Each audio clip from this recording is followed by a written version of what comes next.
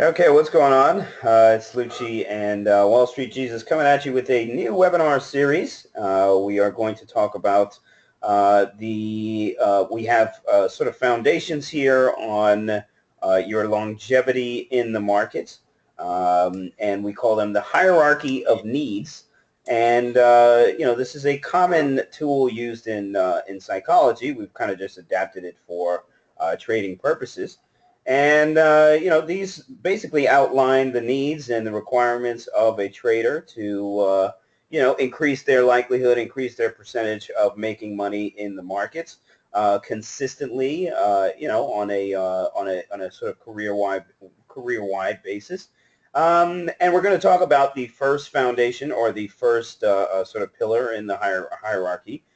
Today is going to be your technical foundation. And both Jesus and I will, in our experience as traders and throughout the years, trading different products, trading different derivatives, trading other people's money versus our money, trading with different risk management techniques, you start to, through all that experience, you start to iron out what actually works for you and what you shouldn't be doing anymore. And, both of us are going to scroll into a little bit of background on how we kind of came into our strategy.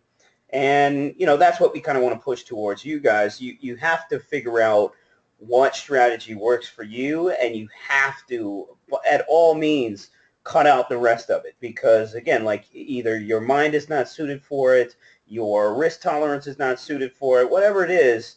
There's so many ways to go about trading in the markets.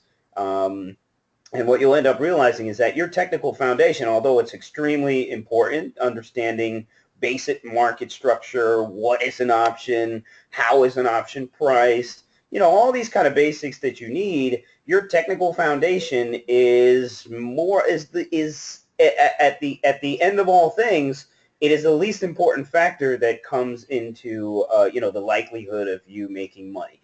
Okay, it's the easiest thing to secure.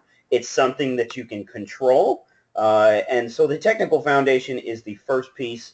And this is the easiest part. This is the easiest part. The knowledge is all out there. Everything is free out there. You can Google whatever the hell you need to. You can go on Twitter and follow, aggressive traders, gurus here that are pushing education, whatever it might be. So picking up the technical foundation is sort of one of the easier things to do. So we're going to go ahead and talk about how we came into our strategies.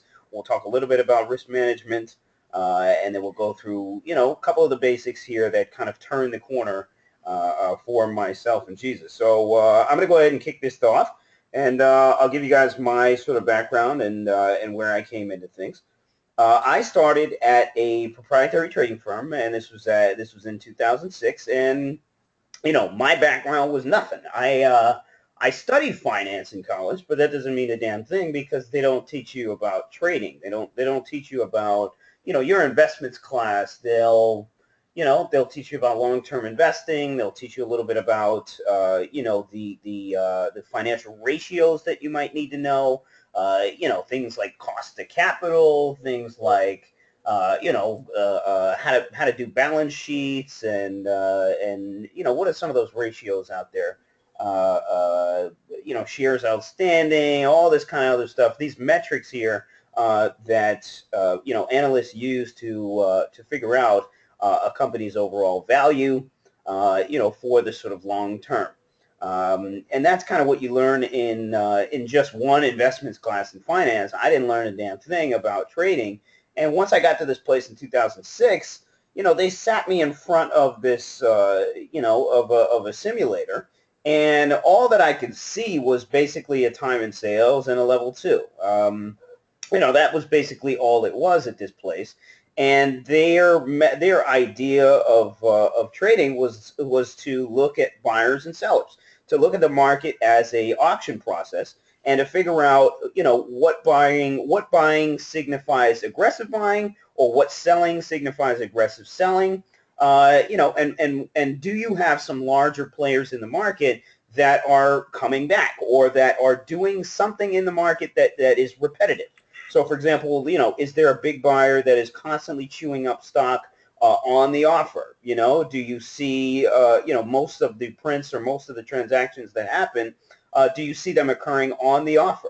And do you see them consecutively paying higher prices for that stock that you're watching right now? This is just a regular time in sales. You'll see your transactions here, and you'll see the quote at the time the transaction went off.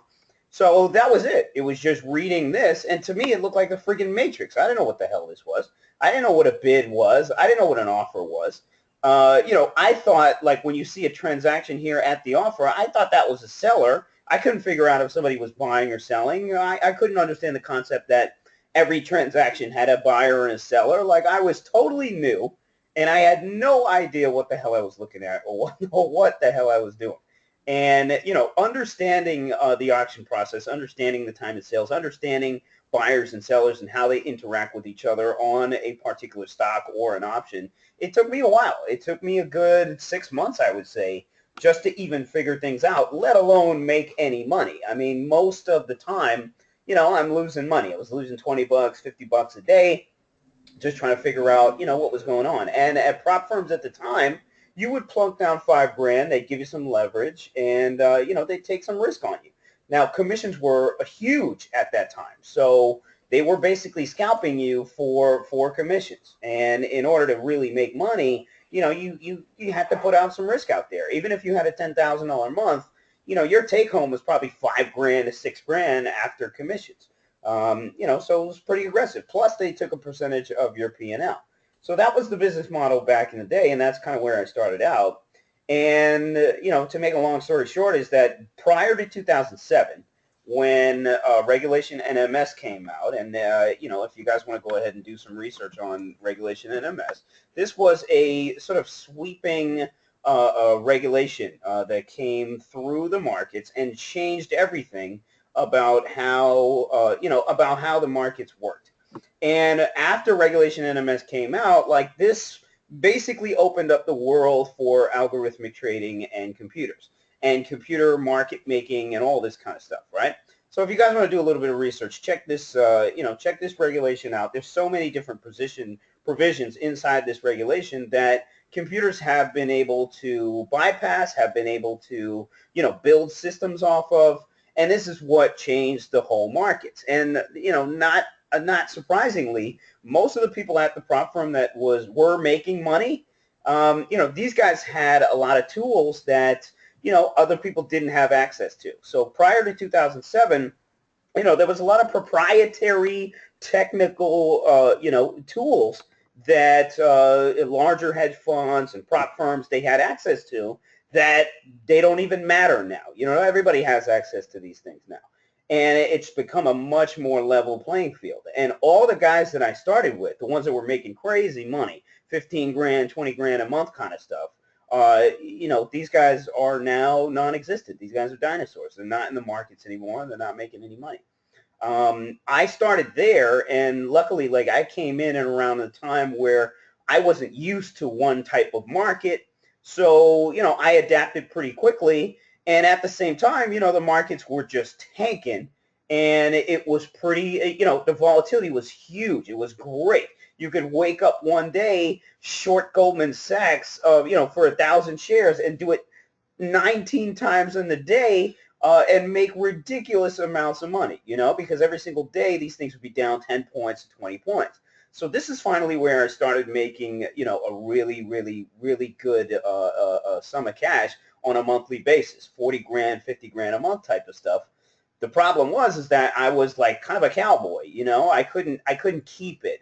You know, I would make 50 grand next month. I would lose 20 grand next month. I'd be up 40 grand and all that kind of stuff. I would be always pushing the, you know, pushing the edge, pushing the boundaries. And then the firm flopped because all the head traders were long freaking J.P. Morgan and Barclay and Bear Stearns on the way down. So they were buying Bear Stearns, and again, like, unfortunately, you can't really see the Bear Stearns. I pushed it to JPM because, you know, JPM ended up buying them. But Bear Stearns was trading at about 120 bucks. It gapped down to like 60, and then it gapped down to like $2. And this all happened in the span of like 5 days. The head traders in my firm, they were all along this shit. They were all along it, and they got smoked. We didn't know what was happening until like a year later, and they closed the office and sent everybody packing. So I had a little bit of cash. I combined it with my father's retirement money, and I started just dip buying the crap out of everything. You know, Las Vegas Sands, you know, you name it. Citigroup, Bank of America, and 2009 was just a really great time to be in the market on the long side. And that's when I finally came in to my strategy. And my strategy was, it was always finding the names that are in consolidation that haven't broke out and the market is in a sort of trend. You know, so if we're trending higher, I'll pick names that are sort of lagging, and eventually here you'll see, you know, you'll see a sort of rotation into that sector. And I would time it with, you know, options that were somewhat close to expiration. And that's where I made the bulk of my cash. To give you an example here, Priceline was trading around like 450. I think it was around 450, and this was like 2011 or something like that. Let me try to zero in on this thing so you can see it. Yeah. So this setup right here. So, you know, you'll see a name that, you know, has sort of been neglected for a while. Market is in a clear trend. And then all of a sudden you'll get a monster sort of breakout. This is around 700 bucks. So I'll be sitting around here or times around here, you know, where you just get kind of consolidation. You have a clear trend. It's just, you know, they haven't hit particular names yet. And I'll try to rip a nice swing on a breakout or a sort of breakdown. That is my bread and butter. This is what I'm good at, and this is what I always do extremely well. Timing, you know, these aggressive breakouts and aggressive breakdowns. And I figured that out, you know, just by plugging around, just by figuring out like, okay, you know, I can scalp money, I can swing money, I can do all this kind of stuff. But what is going to make me the most, and what can I focus on? So that's when I really just started focusing on one or two names. I didn't care what the rest of the market was doing. I didn't give a shit what anything was doing. I was just watching my one or two names and waiting patiently for a month, maybe even 2 months, to figure that move out and take it, you know, for an aggressive sum of cash. And that was always my thing. That was what I've been doing, you know, since back in 2009 all the way till now.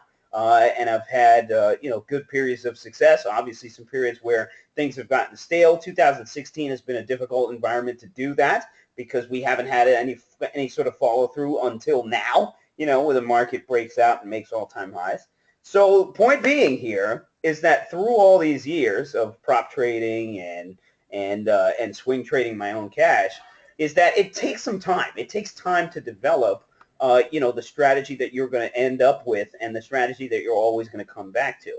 And the other part of it is that how many, you know, how much are you going to get swayed or get pulled away from what you're good at?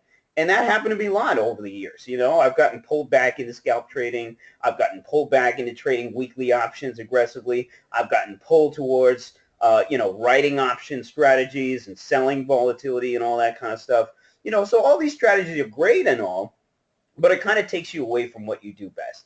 And unless you have the flexibility or the capital or the employees to, you know, to go and delve into all these new strategies, you got to stick to your core competency. You got to stick to what you're good at.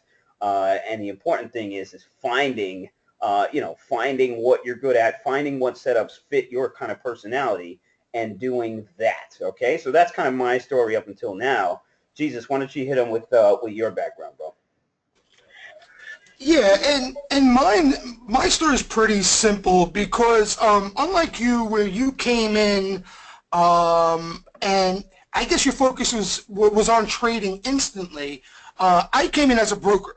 Okay, so I came in into opening new client accounts and managing money, and I got into the game like 1997. I got licensed in Series 7 and 63 licensed in 1998, and so basically, the first thing that I had to learn had nothing to do with trading or the market. It was more on the sales side.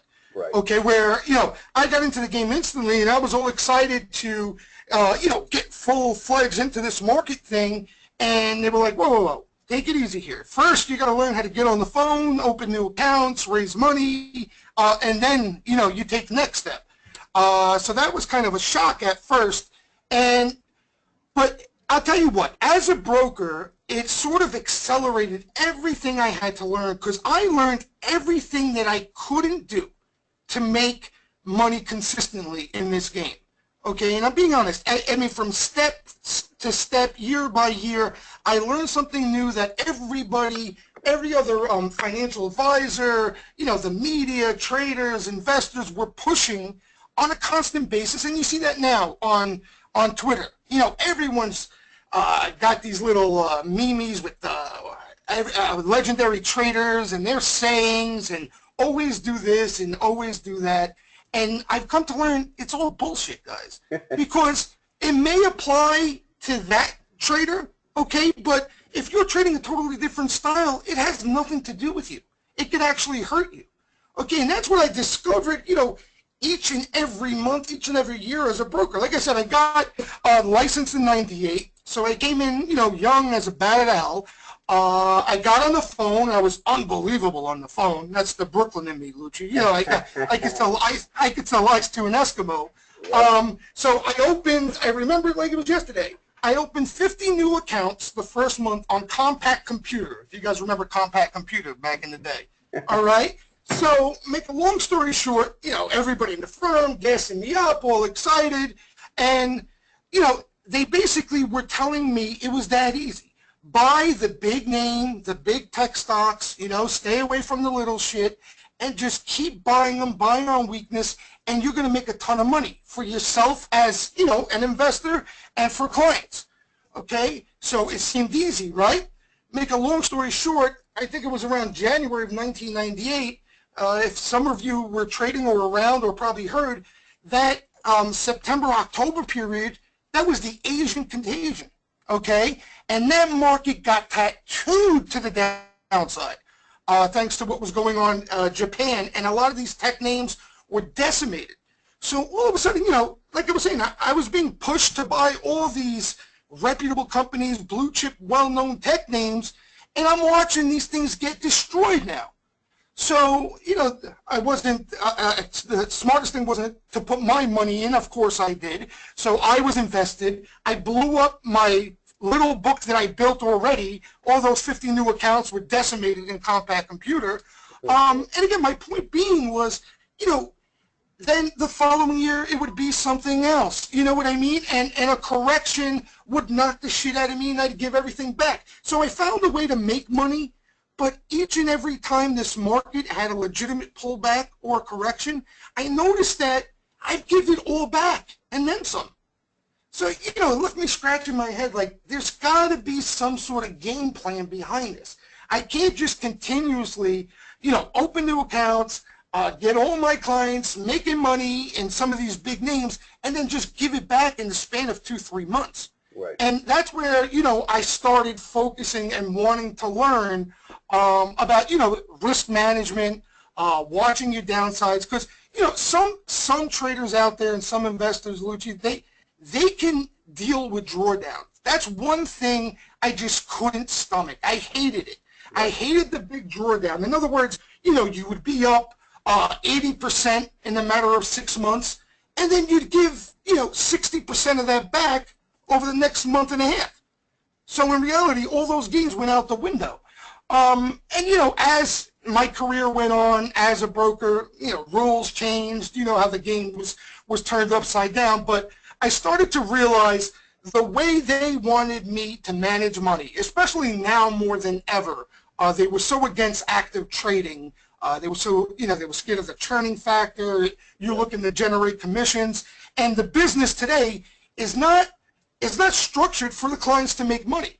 The only time a broker is going to make money is if he buys and sells, okay? And if you're building positions, like you mentioned, you have to be pretty selective and patient and wait for opportunities to make that money.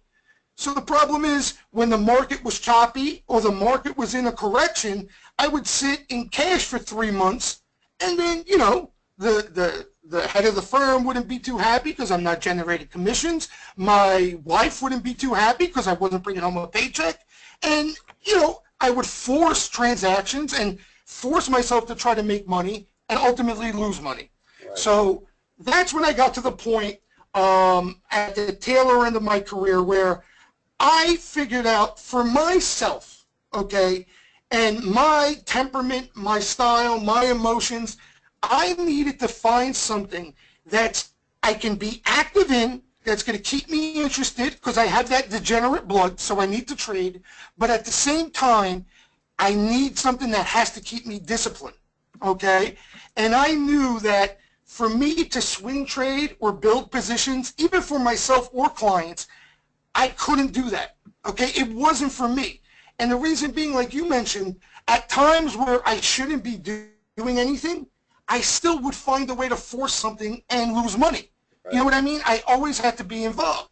And hence now you fast forward to what I'm doing now, I'm more focused on myself, and that's a lot less stressful, obviously.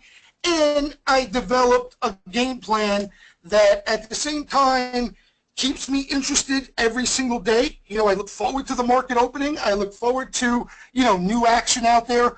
But, around that, I have a structured game plan that keeps me disciplined from and keeps me away from those drawdowns. Like I said, those drawdowns were when something gets to you emotionally in this game, that ultimately can just destroy you. You know that. That's when you keep buying on the way down, or you average down and margin out because you don't want to take a loss here. And there's a lot of things from a list from here to Chicago that can go wrong when something really bothers you emotionally in this game. So that's where, from where I started out to where I am now, that's where, I got to a point where I discovered a game plan that manages my risk more importantly. And granted, the profits aren't as, I guess, fruitful as maybe if I was position trading, but, all in all, I'm making money and making money consistently, and that's where you have to take a realistic approach, to things in this market. And like you mentioned, you have to find something that you're comfortable with, that you believe in, and again, keeps you disciplined, and then everything else will come easy.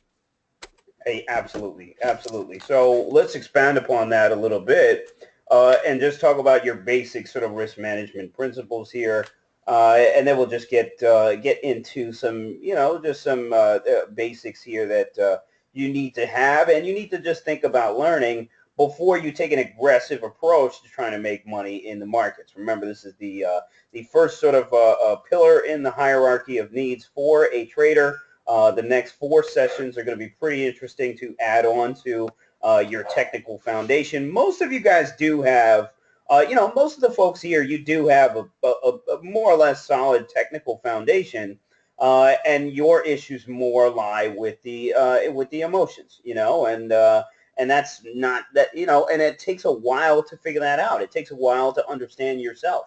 It takes a while to understand what makes you tick. It takes a while to understand what makes you flop and go into these sort of bouts of losing streaks, and it takes a while to figure these things out.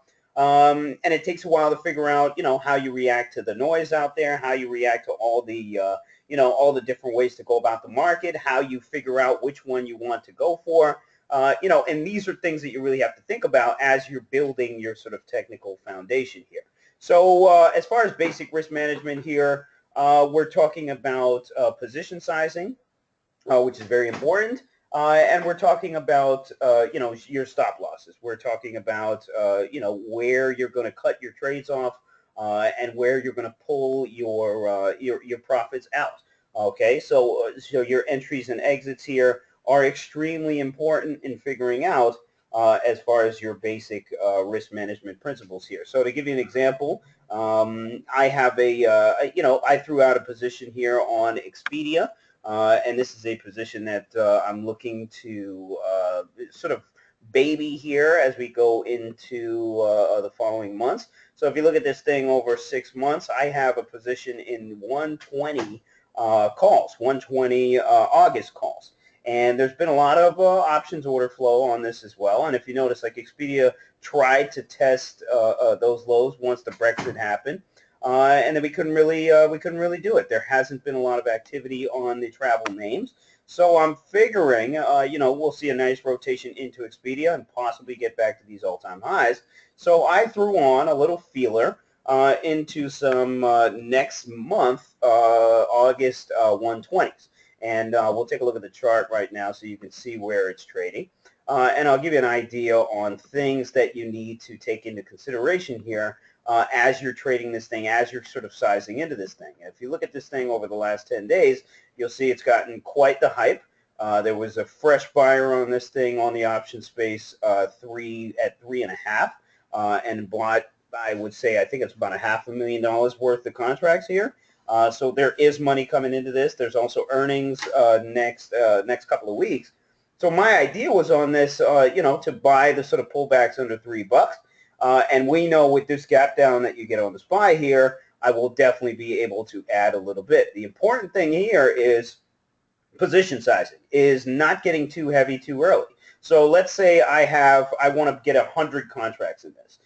Buying the 100 contracts straight up, when you like this, when you like the idea, whatever it is, this can be a little bit difficult simply because you're going to be risking a lot more than you think on any sort of gap down or any sort of drawdown in the markets where all of a sudden this option might open up at 260 and I'm already down 10 grand on this position. But in reality, in my head, I only want to risk 10 grand on this position. So that means I got to slowly size into this. I started buying at around 250 and then a little bit more at 280. And I haven't bought anything yet. I'm waiting for these sort of dips, so I can get a little bit of a better cost. So, not getting too aggressive to these swings, waiting patiently for the timing to, to give you that push that you need. These are very important factors. And then sticking to a sort of stop loss, that will get you out of these positions, provided things go against you. So whatever that stop loss might be, 40%. For me, it's around 30 to 40% on a swing option. If it's, something that I'm fully sized into. And then, if it hits that target, boom, I get the hell out of the trade. And on the upside, I'm looking for at least double. So I'm looking for a sort of 1 to 2 kind of ratio. Anything above the 2, obviously I'll take. And then as this thing moves in my, in my direction, and I get some sell possibilities, I'm always shaving some off as this thing goes sort of in my favor. So once this option gets to $4, $5, or anything around there, I'm slowly pulling out, pulling out profits. So that's kind of a quick example here of risk management for a swing type trade that I would usually go for. The keys are not getting too heavy too early. If you do get too heavy too early, usually that's going to end up in blowing up in your face because you don't know when these things, you don't know the timing of these moves. You're not going to know until that very last moment, okay, when it's already happening and you're like, oh crap, this is happening right now. If you're not in the position when you feel that way, you're getting in too late because you're going to pay too high for this. So once this option or this stock hits about 117 or so, this option is already going to be at $4.5 and $5. And that's not the place where you want to be adding on to these positions. You want to be anticipating these things happening. So that's kind of my, basic sort of risk management structure for some of the swing trades that I throw on here. Jesus, you want to add to that? Yeah, and I mean that's guys the most important thing, okay? And I'm telling you from my experience, the most important thing is to develop some sort of game plan. You need to have some sort of plan that you come in each and every day. You know what I mean? You have to have a certain style. In other words, a lot of traders, who ask me generally what type of trader I am, and I throw the question back at them. Hey, what type of trader do you want to be? What type of trader are you looking to be? Because everything out there that you hear on a daily basis applies differently, okay? Like Lucci and I do not push a certain way of trading on any of our members. I mean, and including ourselves. He trades a totally different style than I trade. Okay, he feels comfortable and has been successful trading his way, and I trade successful my way. Okay, so you got to understand, you hear it each and every day out there. I still hear it. I was all over Twitter yesterday. I heard actually a reputable person on Twitter, just pushing, I would never day trade. Day trading, you're scalping pennies and you should go get a day. Like, give me a break. You know what I mean? I know plenty of day traders that make a ton of money. I know plenty of swing traders that make a ton of money. So it all, again, all comes down to you.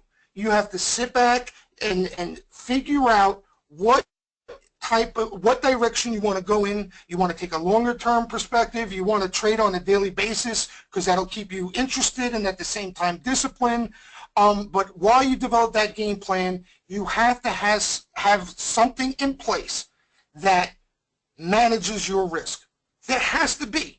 Okay, a lot of traders go out there and they just, they'll buy calls when the market's going up, they'll buy puts when the market's going down, and they never factor in, not even that black swan or worst case scenario, but just, again, a downdraft in the opposite direction that they're positioned. Okay, and have something in place to protect you against that, you're just going to spin your wheels. You're not going to make any traction in this game until you have the framework that manages your risk, okay? Or, again, if it's not protecting your downside as far as a stop loss, it's position sizing and money management. Option traders in general, it's very difficult for a lot of you traders to, put stop losses on some of these options, especially with the spreads they trade out there. Okay, you're basically stopped out as soon as you get in some of these options.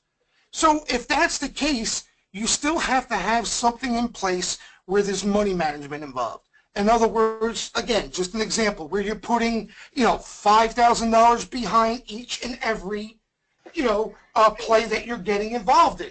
Not you're putting 5,000 behind this one you made money in, so you're going to decide to put 20 in the next one, and that falls on its face. Okay, these are the things, again, that have to be ironed out before you even hit the buy button in this market. Because, again, you could get hot, you could hit a couple of winners in a row and feel like Houdini in this market, but it takes that one time that you're holding a basket of calls and this market, gets pounded over a 3-4 day time frame, and that's it, you're walloped. So that's the thing that I would stress. Like for me, again, I day trade, okay, because it keeps me disciplined. It keeps me focused. I don't wander off, do other things. I'm not sifting through the market every day looking for ideas. I'm not listening to what CNBC has to say. I couldn't care less. Okay, I know that when I get into a name, okay, I know where my downside is, and I know where I'm going to be looking to take profit. And honestly, guys, I know that before I even know the name I'm trading. All right, and it's just a quick example, like this BWA on Friday. Okay, the sweeper came in, an aggressive sweeper came in. I wasn't focused on what CNBC was telling me, what the markets were doing, any of that stuff. I wasn't preoccupied and overthinking there. I got in, okay, right around this range here. Where was it? Oh, right here. I'm sorry. It consolidated for a little bit, and I know that here's where my stop loss is. Here's my worst case scenario. All right, so if I'm dead wrong on this idea, that's what I'm going to lose. Not that I'm going to walk in tomorrow and be down, 35 grand without any control over it. And that's why, my style fits me. And I see that, I see the momentum, I see the push, and I look to take, quick profits. Nice. And again, I'm not showing this to push my agenda. I'm saying you have to have something like myself. I feel confident and comfortable, and I know my risk. You have to do the same, regardless of the style. And when you're swing trading or position trading, you got to understand there's less control on that risk. So that means you have to focus more on the money management aspect and the position sizing aspect, because that's the only thing you can control. You could walk in like this turkey coop or whatever the hell just happened on Friday after hours, and you could walk into an S&P down 25 handles, and you have no control over it. So that's the main thing, guys, that I want to stress, okay? Aside from everything, you have to have some sort of structure, some sort of game plan that focuses on your risk and keeps you disciplined before you can do anything else in this game. Absolutely, absolutely. And, to that point, it's not only do you have to develop and figure out like where your bread and butter is, what strategy works for you, but it's the risk side. And, just like Jesus was saying, like anybody long this market was so convinced here, we're really not going to pull back. And then all of a sudden you get some random news that comes out and market's down 20 handles and change. Is it going to matter on Monday? Who knows? The point is that if you're in any options or if you're in any overnights, then guess what's going to happen to you? You're definitely going to look at a gap down where if you didn't anticipate that happening or you didn't think about that happening, the possibility of it, the extent of it, and maybe adjusted your position size a little bit, whatever the case is, to sort of preempt, that sort of risky scenario happening. You're always going to take massive drawdowns here, especially if you're trading options, especially if you're trading some of these weeklies too, which a lot of folks just don't understand how these things move. I mean, this 114 call here, this weekly for next week, these guys are going to open up possibly down 50%. Simply because of the sentiment that's in these options and the fact that it's so close to expiration here. You're talking about an option here that has 5 days left till expiration.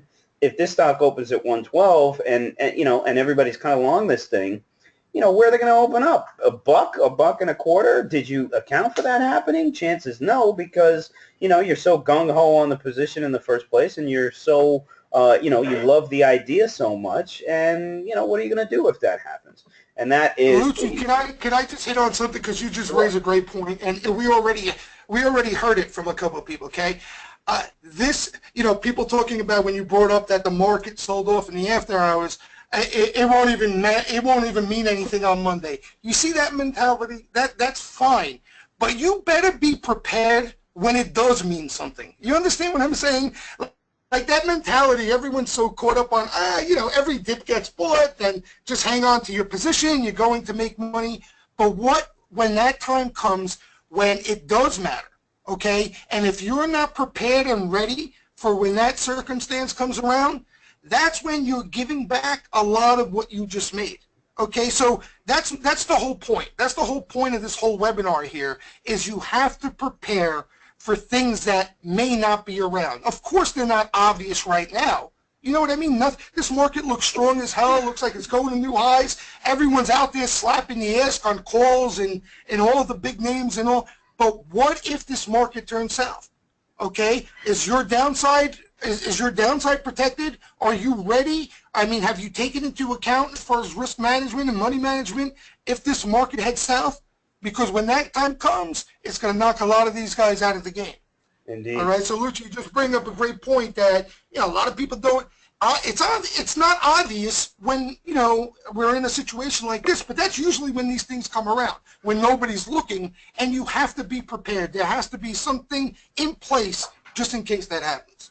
Indeed, indeed. All right, so continuing on with the sort of hierarchy of needs here, this being the sort of technical foundation here, we've talked a little bit about you finding, I would say the highlights here is you finding your own trading style, okay? And that means the strategy, the types of instruments that you want to play, whether it might be futures, whether it might be equities, whether it might be options, whatever those instruments are, understanding those instruments, how they move, how they correlate to other things in the market. For me, it was all tape reading. Everything is tape reading for me. So that meant that I had to spend a lot of time reading freaking tape. And I would spend every night, I think for a good 6 months, reading tape and reading entries and exits from some of the head traders that were around in 2006 and then in 2007. I would print out every one of the trades that they made. So, for example, we're just looking at this Tesla here. Sorry, hold on one second. Right, so we're just looking at this Tesla here, and let's say a trader hopped in at 9:38 and got out at 9:45. For a long trade or a short trade, I would sit here, look where he got in, look where he got filled, and be like, okay, what was going on in the stock that made him want to get in it, and what was going on in the stock during during the trade, and why did he get out? Why did he pull out? Why did he why did he take his profits, or why did he take his loss? That is what I asked myself on every single trade, and I went through hundreds of trades every single night. So I would trade 9 to 4, and then from literally 4 to like 9 o'clock or 10 o'clock at night, I would sit there and just read tape and read tape and read tape. Like, what is this buyer doing? Why is there 2,000 shares on the bid here? Did the guy get filled? Why is there 10,000 shares on the offer and somebody went ahead and bought it? What is going on here? And I would sit there and look at every single trade for months on end just to try to figure this out. So you have to do your due diligence. You have to practice here and figure out, what is going on and how you're going to make your strategy work. Just like with anything, there's a lot, as far as the technical foundation, building that foundation, that is going to require the effort, that is going to require, you figuring out exactly what it is you trade, what moves the markets, what doesn't move the markets, when to trade, when not to trade. These are all things that you need to write down and figure out when you're building your sort of technical foundation here. And Jesus went through the same thing as well, trying to figure out, what strategy works for him and how to trade, how to trade properly with the right risk management over and over and over and over again, to cut down on those losses. Yeah, you have to put in the time, just like anything else, okay? And if you get, if you're into trading and you're into this game, chances are, you have some sort of passion for it, right? You enjoy doing it. So you have to put the time and the work in. Like Lucci mentioned there, and that's a great point, he would, stare at the tape all day long and look through the orders. He wanted to find something. And the same thing applies with me. I would all day long never leave my chair in front of a screen looking at the activity. And, that's where I got to where I am now. And I realized, my true edge is day trading for me by staring at this thing, going home at night and continuously looking at the activity. Why did this move? Why didn't this move? Why did this react that way? Why did this guy sweep the offer here? And over time, it's like chopping wood, guys. You just keep chopping each and every day, and that tree's going to come down. You know what I mean? So you have to put the time and the effort in, because that's one of the things Lucci and I don't believe in, just throwing out stock picks, because it's not getting you anywhere. Yeah, you may make a little money here, you're going to lose a little money there, but you're not getting anywhere too far in this game as far as a trader and finding consistency.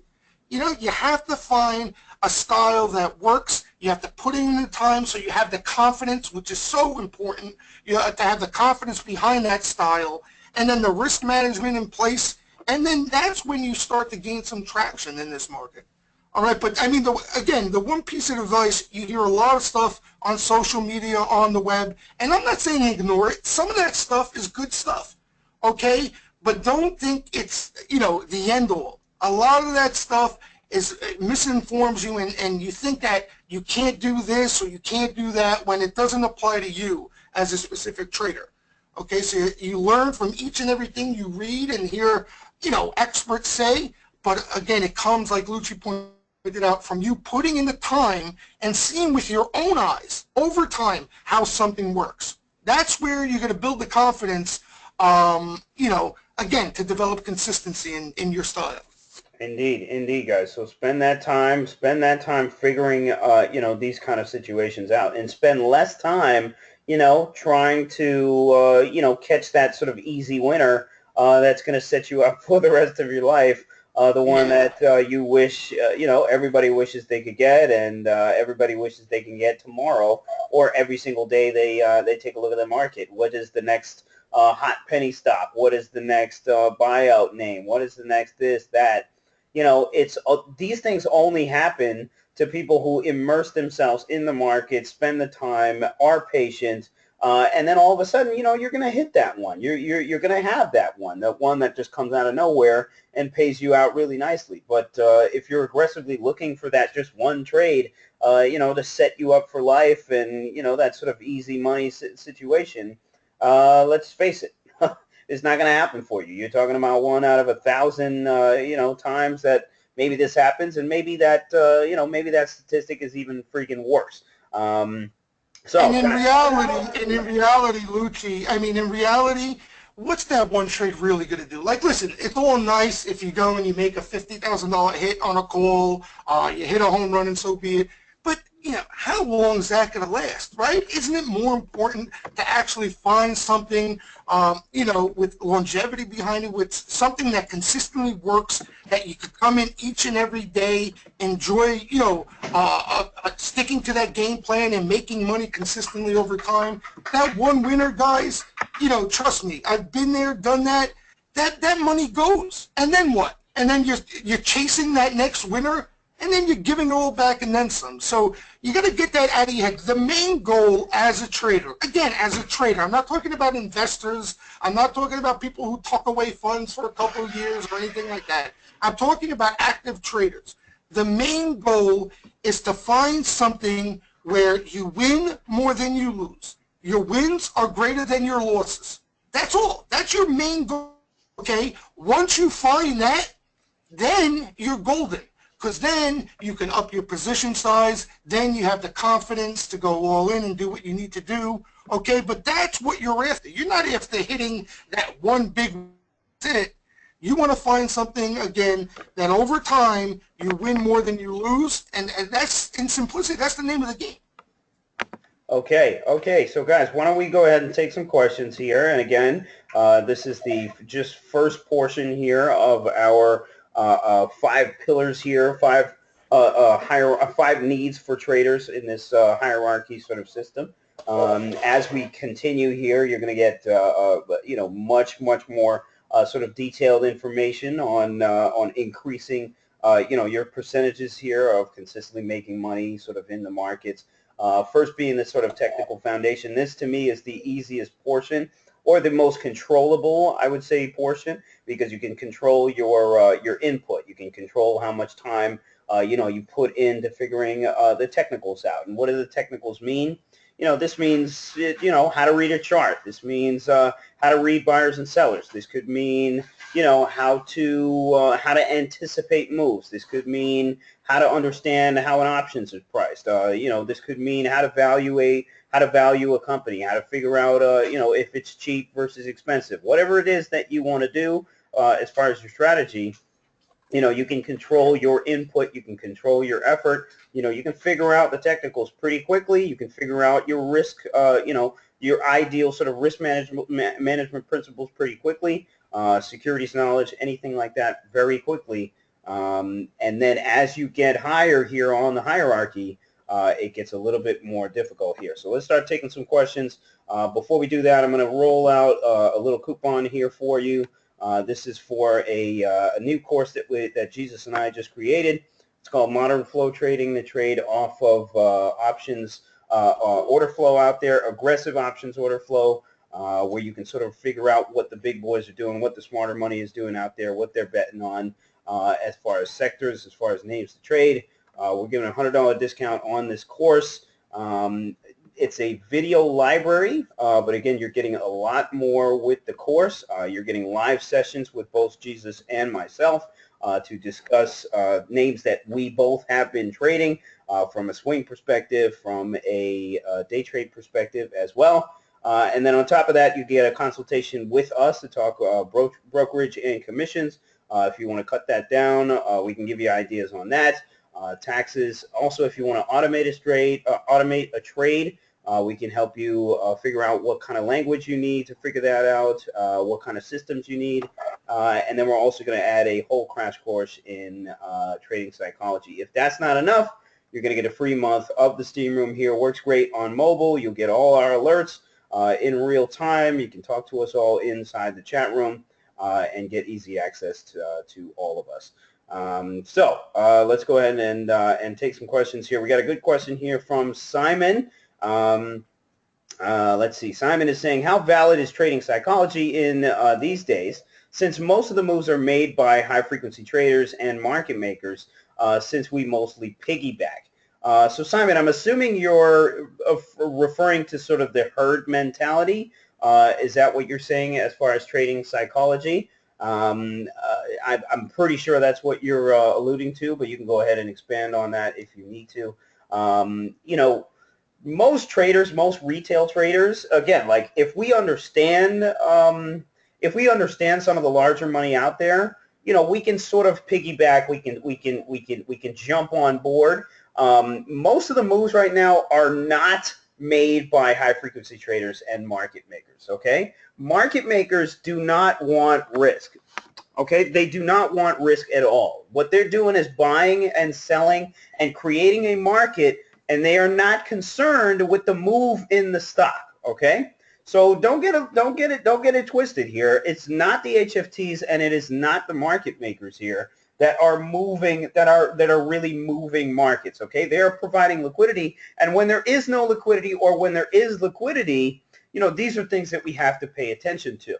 Okay, but when smart money is out there aggressively buying something or selling something, they create really, really large moves, percentage moves in whatever they're looking at. Okay, so now it's kind of like a battle here between all the parties involved, and once these things all come together, that creates some of the larger moves that retail traders can kind of get behind.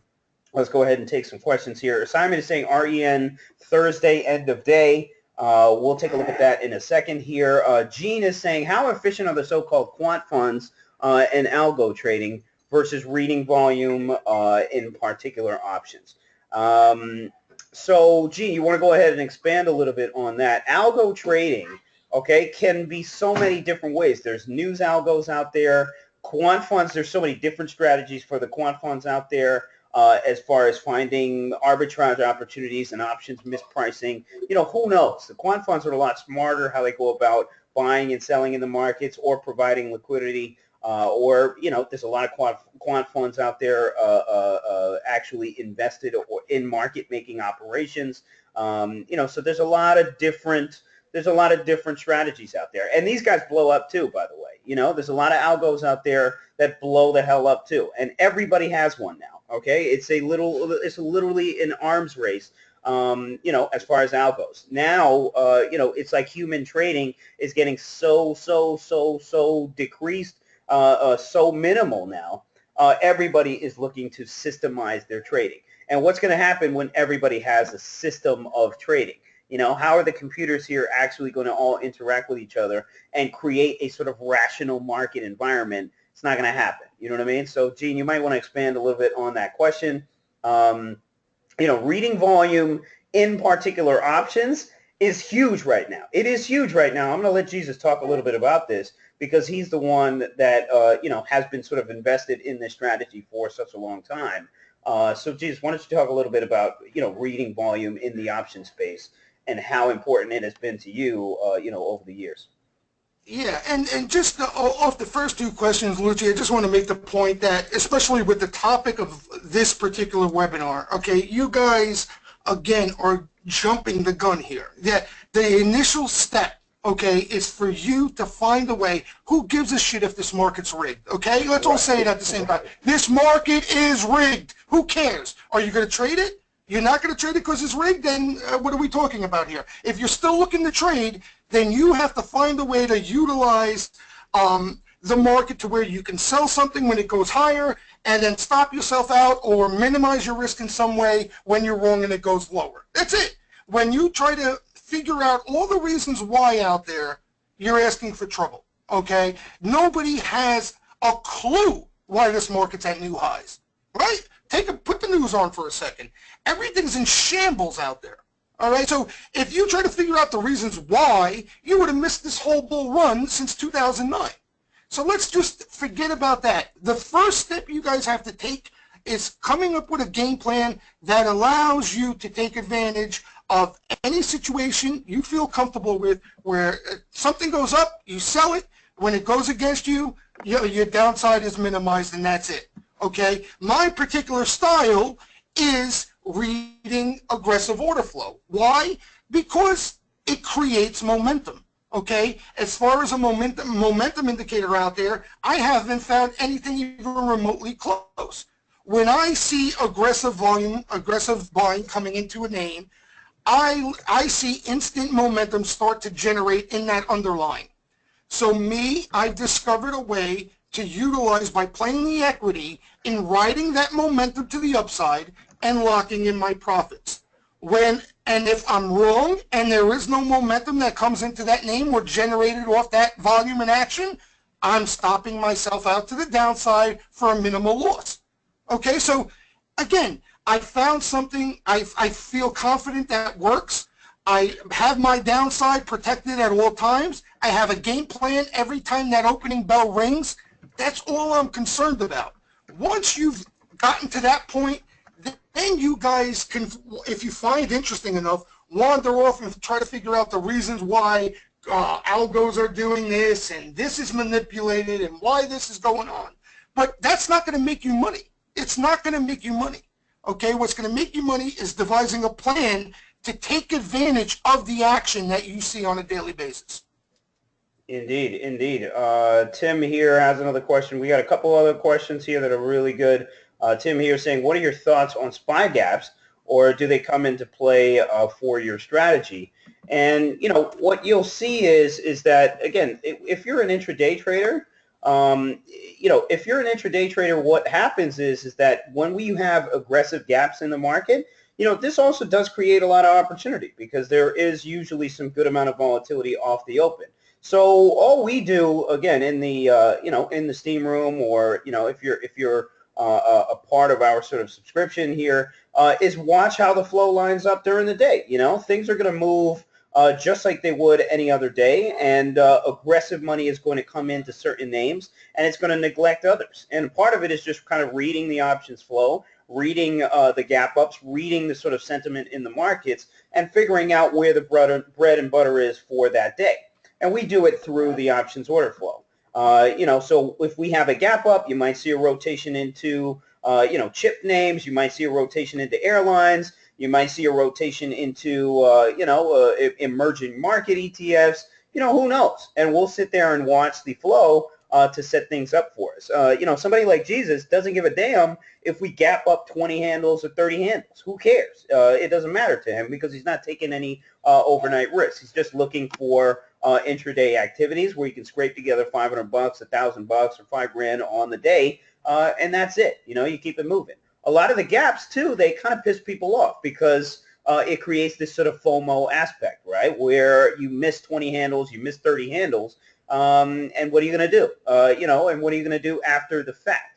And then oftentimes it has people chasing for profits when, you know, they missed all these sort of gap ups. If you take a look at the indexes, you know, since this move started, you know, Jesus made a comment that 80% of the move here has happened overnight. You know, a huge portion of the move up, you know, through these all-time highs has all been overnight. And what does that mean for a lot of people? That means that if you came in at the highs here and you missed all this activity and you pushed the trigger on some longs, well, chances are here you're going to get stuck here because you're not going to get that clean follow through, and you're not going to get those sort of aggressive gains on the upside. Okay, so gap trading is difficult for some, but again, it does get it does get very juicy for a lot of the intraday traders. Yeah, and that's the difference again, and that's something you guys have to discover on your own. You have to understand if you're taking a swing trading approach, if your goal is to be a swing trader, okay, or a position trader, whatever, however you want to put it, you got to understand there are certain times you want to take positions on multiple positions, and there are certain times you have to sit and do nothing. That's the problem with swing trading. Every day, you cannot put on a basket of swings. I mean, you're not going to find success doing that. Okay, so like Lucci pointed out, in the earlier stage of this rally, would have been a situation coming off the pullback where maybe you would have got a little more aggressive as far as taking swing positions. Now up here, I mean, now is a time, and a lot of people who are members, who are swing traders, you know, Option Wire, he's here, he's one of them, who are sitting on their hands doing nothing because we've come so far so quick, and the risk reward up here is not in his favor. So these are all things you have to take into account, again, before you even start clicking buttons. Okay, there has to be some sort of game plan, where a guide where you know where you're getting in, when you're getting in, and why, and when you're getting out. All right, and for me, again, Lucci, if you could throw the screen just quickly. Sure. The reason I day trade is because it keeps me active every day. I know, guys, it's tough to sit in front of the market, especially for me, reading the flow all day long and not being able to, you know, make a trade. All right, so that's why I've discovered my game plan, my strategy, in where it offers, sometimes it doesn't, but it offers at least one opportunity a day where I could go in, make a trade. If I'm wrong, I take a small loss. If I'm right, I take a small gain. Sometimes I get lucky and the gains are really nice. Okay, now again, a quick example. Friday, there wasn't a lot of action at all. All right, I showed you guys the BWA. Here's another situation, Netflix. Okay, there was buying right around this range here. I'll show you guys just to get an idea. All right, so sweepers came in and they started chipping away right in this little consolidation. Now, granted, it wasn't big action. It wasn't enormous action, but it was enough for me to say, you know what? I'm going to get in here. My downside, if it has the other direction, I'm going to pull the plug, take a small loss. And if I can see some upward quick momentum, I'm going to lock in my game. All right, so this worked out perfect for me. I made my 40 cents. I pulled the plug. I move on. Now there were some other traders who in the steam room who tried to take advantage of this as well, whether it was from weekly options or stock or whatever the case. And this move wasn't enough for them. Okay, so but they had a game plan. They didn't say to themselves, well, you know what, this move wasn't enough. I'm going to hold it overnight. No, they're day traders. So what they do? When this thing started heading south, they pulled the plug, they made their small money or took their scratch trade, and they move on to the next one. Right. See, that's where the problem lies, guys. If you don't have a game plan and you come in and you see, oh, yeah, Jesus is taking a shot with this Netflix, I'm going to go in and buy, all right, and this move wasn't enough for you to take off the table, now what?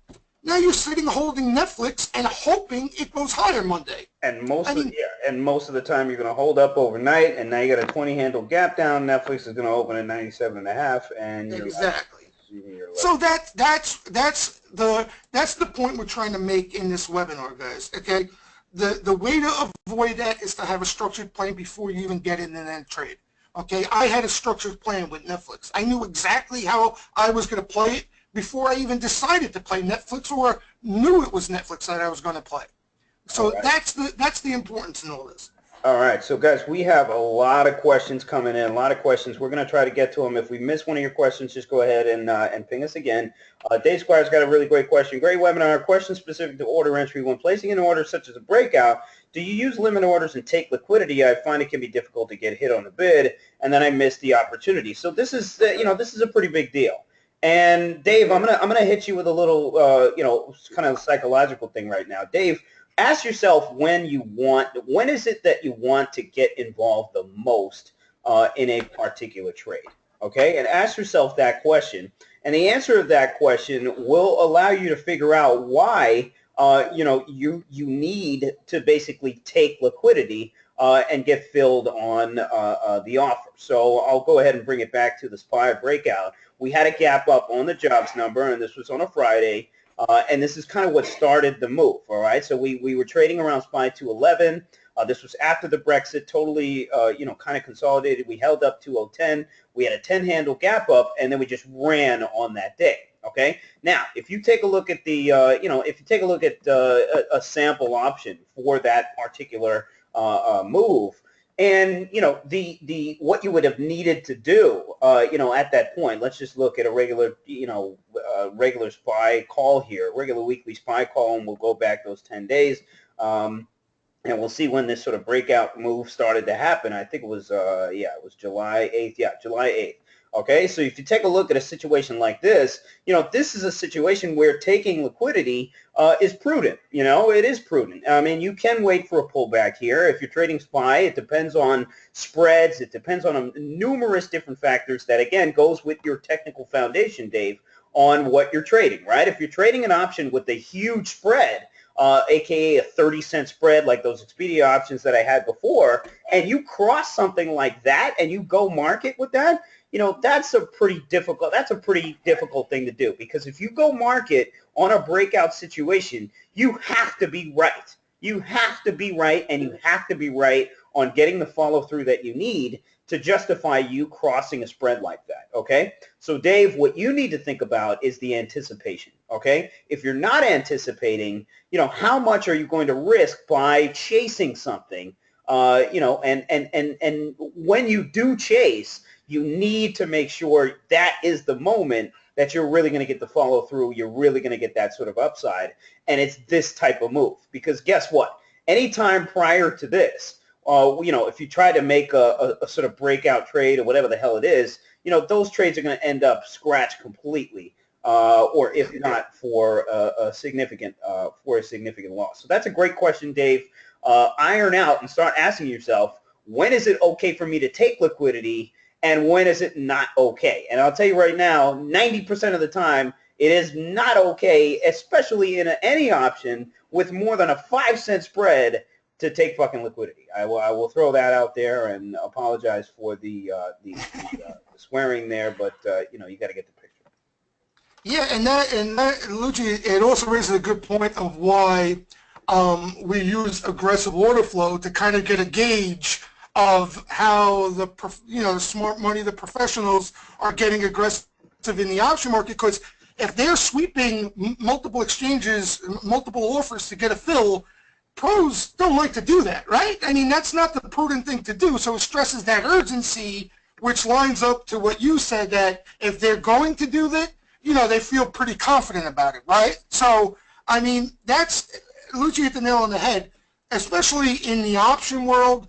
You can't get into, the mind frame of just going out and hitting up offers and just hitting up markets on every single thing you buy, because the option world's a little different than stock. Maybe you could get away with it if you're day trading equities, but if you're playing around with calls or puts, you got to be careful doing that, because they're going to eat you up for breakfast doing that.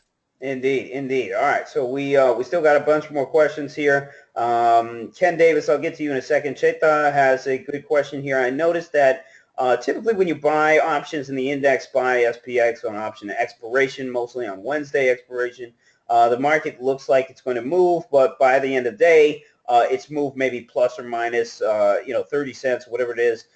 Is this something you use to your advantage and the options expire worthless? So, Cheta, you might be interested in an options premium selling sort of strategy, where, for example, where you start to get a good indication of non-movement in a stock. So, for example, Friday I spent all day just selling options on Amazon, and then I noticed another great option sell was also Tesla. And one thing I noticed in Tesla over the last week was that 225 was just a level that she just couldn't get through. And every time she got through that level, it would sell off aggressively. There was no aggressive sellers over 225. There was news, too, on this thing that, created sort of this sort of bearish sentiment. And the option sort of selling strategy was really a sort of ideal strategy. So if you take a look at, we can take a look at some calls on Tesla here, and let's look at the 225 calls, and you'll see what I'm talking about. And again, the last week's options obviously premed out pretty aggressively. But if you look at this over the last 10 days, you'll see as well. They aggressively wanted to. This is SPY here. Sorry. We need Tesla here. Yeah. So again, every time you got this push over 225. These options would get premed up a little bit, and then finally they would just kind of drop and just get disintegrated. So 225 calls for last week, they got over $1 several times. They got the $2 several times, and then all of a sudden, just premed out completely by the end of the session. So, this is kind of what you're looking at for an options premium selling sort of situation, where you see a name just kind of top out or bottom out or whatever it is. You see this sort of non-movement, a kind of channel here, where in the indexes too, you saw the same thing, right? We had this big move up, and then all of a sudden you get a lot of this consolidation. So absolutely, a options premium selling strategy could work for you. But again, Cheta, you have to spend a lot of time figuring out the risk on it, because if you're wrong on an options premium sell and you actually do get a move, especially on a freaking Friday, your options are going to go to the freaking moon against you, and that's a lot more risk than just going long a call or going long a put. Okay, so Yeah, premium. that's what I was going to hit on. Yeah, premium. That's what I was going to hit on. Make sure you know what you're doing, and make sure you have an exit strategy when that thing's going against you, because you could take quite the beating if you are wrong. So make sure, Exactly. you just do enough due diligence and do some research behind that whole strategy before selling options, because if you don't know what you're doing, it's a dangerous game. Yeah, indeed. Douglas here is commenting, and Douglas, sorry to throw you on the bus, but we'll throw that out for the rest of you guys here. For your technical foundation, remember we're talking about the structure, the hierarchy structure here on what you need to become a sort of successful trader. We're talking about just a foundation, understanding how these basic markets work, understanding how your derivatives are priced, understanding what they want you to do in these things, where they want you to buy, understanding that these market makers, again, are premium sellers, okay? They are interested in juicing most of the premium out of this stuff, okay? Whenever there's informed moves in stocks, aka like breakouts that actually freaking work, most of the market makers, they're getting hosed. They're getting hosed. They see all that flow coming in. They know you guys are buying. They know everybody is buying. So what do? They widen up the spreads a little bit so still they can make things happen in their favor. And once those moves are done, those options crash, and they crash hard. And if you're not out of those things, you're going to get smoked here. Douglas is saying you guys are right on with your understanding on these on the option world. They'll clean your clock, breakfast, and dinner for sure if you don't know what you're doing. And so on and so forth. AP has a great question here. What's your advice on a day trader that has strategy that works for him and does it week in and out, but then gets to a swan stock that hits hard and wipes out 3 months of pains? This is great. Does that mean your strategy is wrong? And is it something you want to risk a bit more to get more to, but blows in your face? I think I'm going to throw this out to Jesus here. But AP, that's a great question. AP is a day trader whose strategy works, but he has that one or two names that crushes his gains and makes it all kind of worthless for him. So, Jesus, what do you got to say about this guy? Yeah, so, then your particular strategy doesn't work. I mean, the basics of your strategy work, but the game plan behind it doesn't work because, again, this is what we've been hitting on this whole webinar, okay? If you hit multiple winners and then one loser wipes out all those winners, you're spinning your wheels, okay? So that's where you have to have a game plan and a structure in place before you even go in and do what you got to do. You may be onto something there if you're hitting more winners than losers, and or you lack as a game plan that manages your downside. Okay, and that's a common mistake. I mean, nobody likes to take a loss. Okay, everybody hates losers, but you have to be able to lose the right way in this game for you to make money. It's that simple. Okay, so you have to admit when you're wrong and pull the plug, especially with, you're asking the question there, if you see with your own eyes, okay, over time that you're seeing more winners than losers, and you see one or two plays washing out all those gains, I mean, common sense. Just apply some common sense there. You have to protect your downside, okay? Some sort of way, you have to protect your risk. And if you did that, you probably have the confidence behind that particular strategy you're using, and you'd be on your way to, generating consistent profits as a trader. But that's all you lack from that question alone. I mean, that's, and it's pretty easy. I can't say it's easy, Lucci, because I've learned it over time.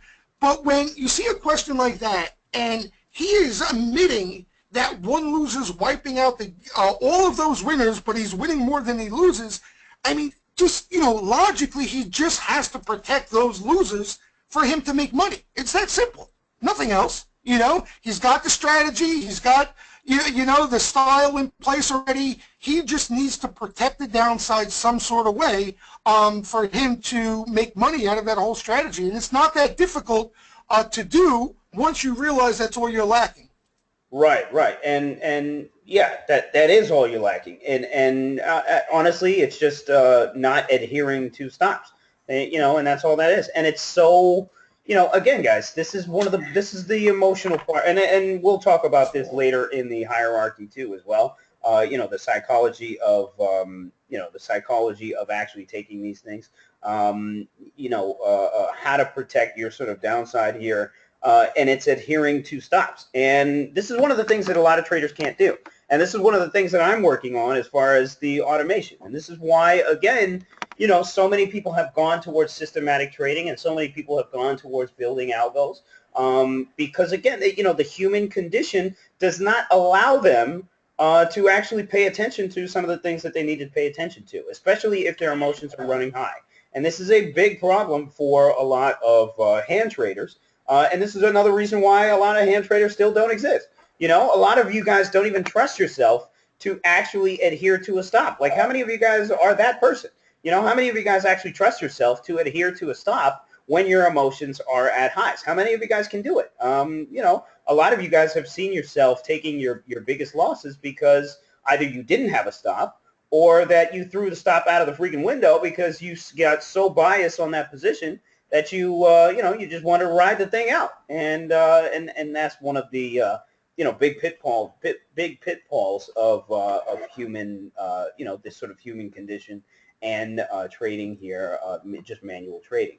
So we got Pamela here saying, do you use physical stops or mental stops? I mean, me personally, I use a combination of both. Right now I'm working on, just some automation here that whenever I don't use a physical stop and, I need to, I have a system that sort of saves my ass. And that's kind of what I'm working on, for Sang Lucci, for Wall Street Jesus. Again, for our sort of ecosystem, for our traders. This is the technology that we're constantly trying to work on to better, the survival of our traders until finally they figure things out. So this is a community that is pretty robust as far as what's going to happen in the future. Something that you definitely do want to be a part of. Again, I think we have one more question here that we're going to take. Go ahead and take advantage of this course. We do have a lot of other promos here out there too, where you can get just $49 here for first month for the Steam Room. We also do have a lot of other products as well that we're kind of throwing out there. I even have a tape reading product too. So go ahead and email us, contact@sanglucci.com if you want somebody to talk to as far as some of the products that might fit your needs. So one more question here we got, I believe it was from Ken Davis. Let's see. How can we learn how an instrument trades if we do not have access to live streams every day? So example, I may get 15 to 30 minutes at different times during the day to look at a level 2, but what can I look for out of a small window, versus a whole day of trading? So Ken, automatically, this kind of situation is you need to swing. You need to swing. You need some kind of a swing strategy where you're holding things for several days because you don't have that much time to look at the markets. You don't have that much time to look, to figure things out. So you need a risk management system, number one. So you need a situation where you're going for certain moves that are going to yield X, Y, and Z profits if they're right. And then you need to basically cap yourself on your losses, 20%, 30%, whatever it is, if you're trading options. And you need that kind of system. So, this is going to be a lot more difficult for you to do. But there's a lot of passive sort of day traders, passive swing traders that do fine out there because they're very selective, and you got to be very selective. So Ken, things are going to be a little different for you. You need to shift your understanding to a good technical foundation, but you need to make sure your strategy falls in line with what you are available to do. You know what I mean? You can't be day trading shit like us. You can't be, looking for some hot steam and looking for, a quick intraday trade while you're at freaking work and you only have 15 minutes to watch the damn thing. You cannot put yourself in that situation. You cannot, at all costs, put yourself in a situation where you're going to take a freaking day trade and then 20 minutes later you're going to leave the freaking computer. You cannot do that. So let's just stop all that right now. You know what I'm saying? Stop it all. No doubt. And Ken, the simple way, again, when I was swing trading, way to manage my risk and so forth would be, again, be selective. Like, for example, for me, being selective would inquire, just getting involved in the sharper flow, the sharper bets, or waiting for pullbacks and not chasing highs for me to take a swing. And as far as the risk management side, the easiest way, especially for options, because options, again, are difficult, period, let alone trying to utilize a stop loss if you're not in front of a screen all day long, and Lucci will tell you that, but is to money manage. In other words, put in what you're willing to lose. Okay, so yeah, the worst that can happen is that option goes to zero, and once you understand that, it's fine, right?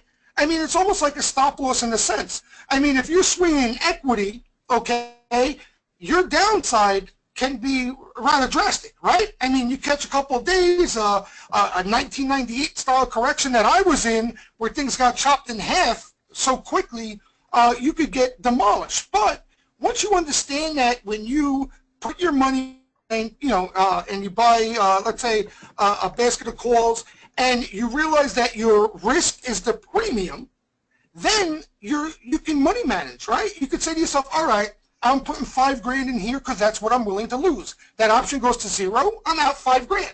So that's like a stop loss of $5,000. And again, I'm just using the dollar amount as an example. So that's something you may want to work on, is focus on the money management aspect of things, because you can't be in front of a screen all day long. And the other thing is, again, being selective in the swing opportunities. Okay, like I mentioned earlier, every day you cannot find a legitimate, solid risk-reward swing trade. Yeah. It's not realistic, guys. Yeah. Okay, You coming off a pullback, your risk-reward is better than buying up here. I mean, that's just normal stuff. It's just hard to be patient and remain selective. That's the problem. Right, exactly. So, for example, like Ken, I'm looking to swing this Expedia, and it's a several week endeavor kind of thing. You know what I mean? Like these are the things that you're looking to do. I mean, look at the gap down here that I'm going to have to sit through here when Expedia opens. So not only do we have a gap down in the market, but we have a sort of travel type scare where people are going to be afraid to jump on a plane and go to freaking Turkey or go to France or go to here or go to wherever. Because all of a sudden we have all this, these issues kind of going on in the world. So is that going to stifle a breakout over 120 on Expedia? I don't know. I don't know. I'm just kind of babying this thing, starting it a little bit, and you have to slowly assess price action along and along and along to figure out the timing of these moves. Okay, so a break over 120, what am I going to need? I'm going to need the SPY to obviously, rally back. And I'm going to need another move up in the SPY, and I'm going to need a rotation into these travel names. I'm going to need a rotation into TripAdvisor. I'm going to need a rotation into, into Priceline. I'm going to need a rotation into all this stuff. So what do I need to do? I need to wait for, some more options activity in these names. I need to wait for the market to clear up a little bit, and there's a lot of things that I need to watch. So until then, slowly baby these things. And then once you feel like you got a good entry here, get your position here and put your risk out there. Pamela That's here. a simple thing, Lucci. And that's where, just quickly, where I got to where I am now. Okay, just think of it logically. It's as simple as this, right? Let's say you just blindfold yourself and throw darts, okay? And you touch 10 situations. Let's say, again, throughout 3 months, let's just say, as a hypothetical. All right? And your downside, again, via, let's say, money management, Ken we're using as an example, you're putting in $2,000 hypothetically behind each and every one of those situations. Okay? So now, I mean, think of it realistically. You're not going 0 for 10. If you go 0 for 10, then you got to reevaluate that whole strategy, okay? Because there's something wrong there. But chances are, at worst, you're going to finish around that 500 mark, and if your strategy is anything decent, you're going to be over that 500 mark, meaning 7 and 3, 7 winners, 3 losers, 6 winners, 4 losers. So if you money manage properly, you're going to come out of those 3 months profitable, right? So think about how important that money management is. You know what I mean? You don't need to hit every single option play. Realistically, you just have to hit 6 winners and 4 losers, where the winners, are more than your losers, and then that's just using an even ratio there. Some traders out there I know, and you probably know as well, Lucci, you probably utilized it, where they're looking for upside of 2 to 1, right? Where their profits are going to be 2 times as much as their principal, and their loss is 1, right? So in that case, you finish 500 and you made a decent amount of money. So that's where money management is so important in all this, guys. I mean, it's crucial. Even if you're throwing darts, I mean, you can get by when you're managing your risk and managing your money. Right. When you can have nothing but winners, and like I forget his name, I apologize, just mentioned where you have one or two losers, wash away all your gains, and you end up in the red. So that's the thing to focus on. Indeed. All right, we're going to take one more question here from Pamela. When you guys jump in some steam, if you decide to buy calls, are you buying them in the money or out of the money? And again, Pam, this is about the hierarchy. This is about understanding what you want to do, what risk you want to take, and understanding the difference between in the money or out of the money. You know what I mean? So, just to give you an example here, if I'm day trading a freaking Netflix, Jesus, what was that? What was that Steam? It was on those 98s or something, or was it on something? No, Netflix. They were trading. They were buying next week's. Oh, right. You talking about on Friday? Yeah. Okay, so this one has earnings, I believe, next week. Let's take a name like an Amazon, right? Amazon is trading what right now? I think it's trading like 735 or something like that. And if you buy an out-of-the-money option on, let's say, an Amazon here, and let's go with we'll go with the 745. What's going to happen is that if you don't get your move, pretty soon by the time this thing expires. So, out of the money, in the money, number one, the first thing you need to do, and again, this is all about technical foundation, figuring out how many days do you have left till expiration, how many trading days do you have left till expiration. Also, the weekend you also want to take into account because you're always going to get some premium decay over the weekend too, okay? That's always going to happen. So if you're looking for this thing to get over, let's say 745 on an Amazon, right?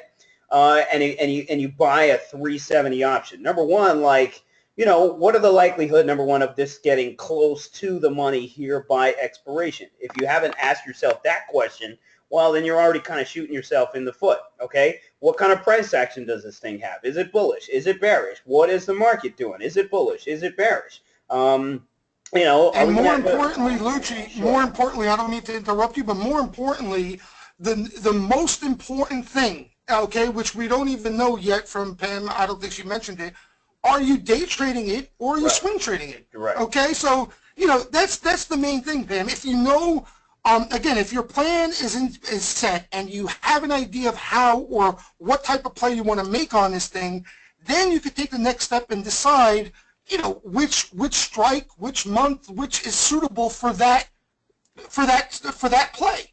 Okay, it doesn't make sense to go 6 months out if you're looking to just day trade the steam for that day. You know what I mean? So that's where, Lucci comes into trouble again, where, you have to have an understanding of why you're making this play, what your intentions are, what are you looking to take advantage of, right. And then you can go in and see what type of bet you want to make. Right, and Pamela is now continuing saying when she's day trading, I feel like I should buy in the money, maybe a 7 delta.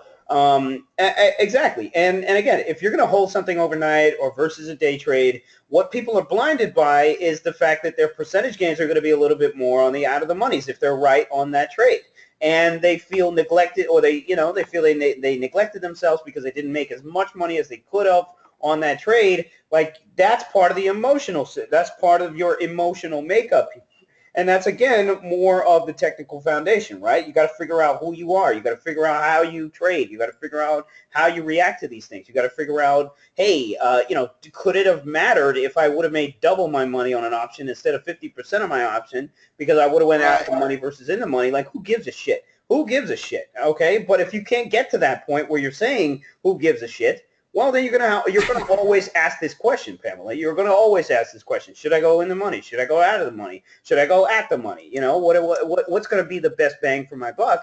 And in reality, Pamela, it's not us that is going to give you the right answer. Exactly. It's you that's going to give yourself the right answer. Do you care that you could have made double by going out of the money? And if so, what does that say about your timing? What does that say about your timing, and what does that say about your risk? How many times do you buy an out of the money option and it goes to shit and it goes to nothing because your timing was off? Go ahead and answer that question. You know what I mean? How many times where if you would have done an in the money option, you would have lost significantly less than going out of the money? Ask yourself that question. And from there, build that strategy for you. Exactly, Lucci. You couldn't be more right. And Pam, that's exactly Lucci's explanation there is money because, I know a couple of guys I work with who do exactly what I think you're trying to hint at, and you said you found success. They go in the money because it's almost like owning the equity, right? I mean, they got to pay up a little bit more, but they feel like, they get I guess they could get a quicker move out of it where they're not tied to looking for that big home run, like Lucci pointed out. And then I know players who, if the steam is hot enough, they'll go in and hit out of the money weeklies because they're trying to make, put in a little money and hit those big percentage gains as opposed to just scalping in the money. So, like Lucci mentioned, it all comes down to you, Pam. You know the answer. We can't supply that answer. And exactly what we pointed out, this is kind of why we did this webinar. This is stuff that you guys, you take a week, a weekend, you sit down, you figure out what you want to be, where you want to be, what you found success doing, what you haven't found success doing, block out all the noise, and then you take the next step. But without doing that and putting in some sort of framework and structure, if you think you could go in there and just hit buy and sell and this looks good, that looks bad, and make money, the game doesn't work that way. So, but you're on the right, Pam, you're on the right path there because you're asking all the right questions. But this is stuff you got to answer because you know better than we do. Indeed, indeed. All right, we're going to kill it there. This is probably the longest webinar him and I have done. I know, right? We got some really great questions. I hope you guys got a lot out of the, out of this whole process. Remember, this webinar is all about the hierarchy of needs for a trader. This first part being the technical foundation. You got to know what you're doing out here. That's the basic premise. Once you know what you're doing, then you can start working on, who am I as a trader? What am I trying to accomplish? What are my goals? And we're going to get into this stuff on the next portions of this series. So make sure you guys join us every single Saturday for each one of these sort of structures here for your trading needs. So we'll go ahead and take access. Go ahead and use the coupon code here for the course. And again, if you guys are looking for just the Steam Room, or you're looking for just a private Twitter feed, or whatever the hell else it is, we also have a tape reading course too as well that we're giving a discount to. Go ahead and email contact@sanglucci.com. And hopefully we'll see you in the Steam Room. If not, we'll see you next Saturday for the next part of this webinar. Thanks, guys. Take care, and we will have the recording too up on YouTube, and you guys get an email notification on where that's at. Thanks.